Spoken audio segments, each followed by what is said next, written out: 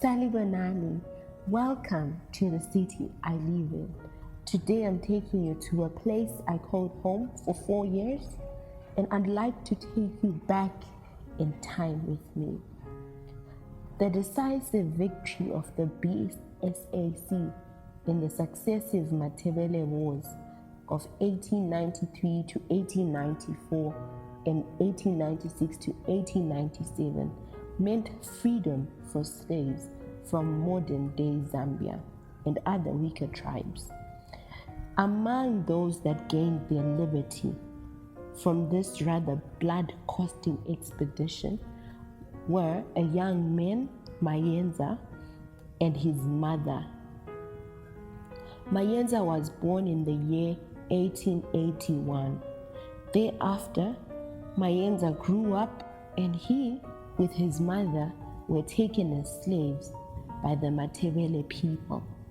Mayenza worked for a drunkard master when he was older, and it was he who advised him to seek education and become the Lord's own boy.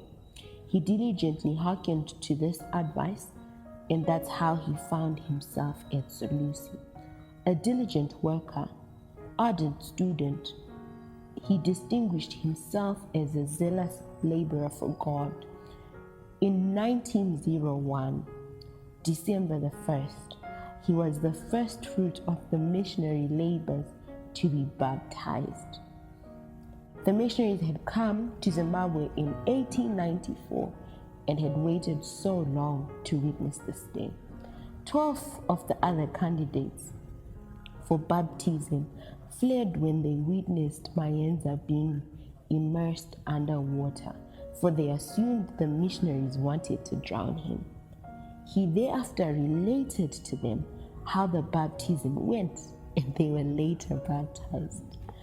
Having qualified as a teacher, he became a canvasser, a preacher and writer, worker for the master.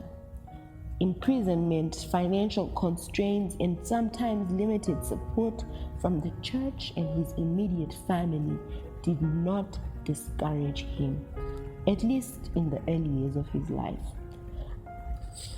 Thousands of souls were brought to Christ through his ministry. His later years saw him engage, however, heavily in politics in Zambia. He greatly felt he had been mistreated by the church. Ardent prayers and counsels were offered to and for him by his friends, and by God's grace, he publicly confessed his sins and was rebaptized. You see, two things particularly caught my attention. First, that the Matebele uprisings were people who were trying to resist European oppression, yet they themselves were oppressing their brothers and sisters from nearby Zambian tribes. The second being that the church failed Brother Mayenza so dismally, in spite of his hard, successful work for Christ in the fruit of his labor. It would appear there was some racial inequality that was happening. While people often attach oppression to racial divide or differences, the truth is oppression exists because of sin. While in some instances and in degrees it may vary, the very clear root cause is that we are born into sin and others continue to choose the way of sin, which manifests itself in hatred, partiality, intolerance, and other forms of vice against those of the same skin color as them or even different skin colors. Sadly, this does not end in the world alone, for even within the church, such regrettable traits are noted. It should, however, come as no surprise to us that the coexistence of the wheat and the tares is right till the final harvest, as the Bible says. Thankfully, we can never truly know which of the two groups our brothers and sisters belong to.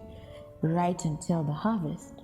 Therefore, our duty is to pray, fervently pray for them, to pray for the church, to pray for the people that are affected, and that they too do not find reason to behave like the tares due to the pain the other tares have exposed them to. Our duty is to pray that the Lord strengthens them. The Lord understands your hurt, and He says to you, I will heal you.